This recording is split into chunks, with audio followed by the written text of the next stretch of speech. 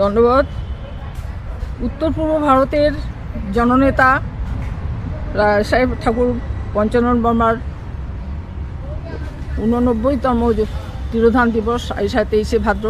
এই দিনটা যাতে আমার কেএসডিসির সমস্ত কর্মী সমর্থক নেতৃবৃন্দ তথা আপামর জনসাধারণ এবং তার সাথে সাথে আরও যে বিভিন্ন দল সংগঠন আছে সবাই যাতে ঠাকুর পঞ্চানন বর্মার এই তিরোধান দিবসটা শ্রদ্ধার সাথে পালন করে তার জন্য আমরা আটুস এবং আহ্বান জানাচ্ছি কেএসডিসির তরফ থেকে। কারণ ঠাকুর পঞ্চানন বর্মা এমন একজন মানুষ, যে মানুষ সেই তখনকার 1800 শতকে যে সময় মানুষের চেতনার অভাব ছিল, মানুষ যখন একটা অন্ধকারাচ্ছন্ন পরিস্থিতির মধ্যে ছিল, সেই সময় ঠাকুর পঞ্চানন বর্মা এই কোচ রাজবংশী জাতির জন্য তার রাজনৈতিক, সামাজিক, অর্থনৈতিক তথা সার্বিক ডেভেলপমেন্টের জন্য কোচ রাজবংশী জাতির জন্য সারাটা জীবন চিন্তা করছে, চর্চা করছে এবং কাজ করে গেছে।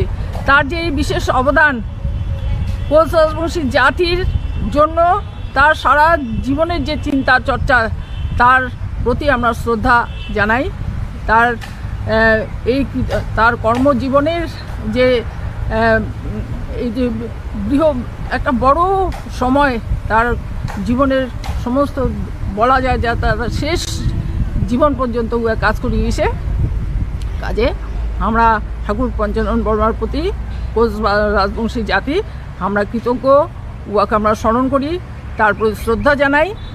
আর তার জন্যই আমরা চাই যে কোচ রাজবংশীর কোচ কামতাপুরবাসীর সমস্ত মানুষ কেএসডিসির তরফ থেকে আহ্বান জানাচ্ছে এই দিনটা পালন করার জন্য। তোমার এই মানে কেএসডিসির তরফ থেকে এই দিনটা পালন করার আহ্বান কেন জানানো? আমরা কেএসডিসির জন্মই হয়েছে যে আমার যে জাতির নেতা জীবন সিংহ যখন ভারতবর্ষ পদার্পণ করলে, তারপরে কেন্দ্রীয় সরকারের সাথে জীবন সিংহের যে শান্তি আলোচনার প্রক্রিয়া শুরু হয়েছে, এটাকে ত্বরান্বিত করার জন্য এই কেএসডিসির জন্ম। তাহলে এই কেএসডিসি যে মানে ডাঙ্গরিয়া জীবন সিংহও কিন্তু এই কোচ রাজবংশী জাতির জন্য তার সর্বস্ব ত্যাগ করলে, সারাটা জীবন উহা কিন্তু সংগ্রাম করে গেল এই জাতির উদ্ধারের জন্য, মাটির উদ্ধারের জন্য। কাজেই আমরা কেএসডিসি যেমন এই জীবন সিংহের সঙ্গে সরকারের পিস টক যাতে ত্বরান্বিত হয়, কার্যকরী হয় খুব তাড়াতাড়ি, তার জন্য